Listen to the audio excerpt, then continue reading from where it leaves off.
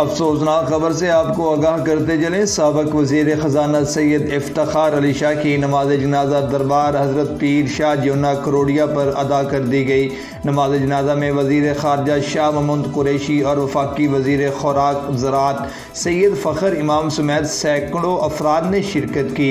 फिर आपको आगाह करते चलें, साबिक वज़ीर ख़जाना सैयद इफ्तिखार अली शाह की नमाज जनाजा दरबार हज़रत पीर शाह जियोना करोड़िया पर अदा कर दी गई। नमाज जनाजा में वज़ीर ख़ारजा शाह महमूद कुरैशी और वफाकी वज़ीर खुराक ज़राअत सैयद फ़खर इमाम समेत सैकड़ों अफराद ने शिरकत की। रिपोर्ट कर रहे थे हमारे नुमाइंदा अमीर अब्बास।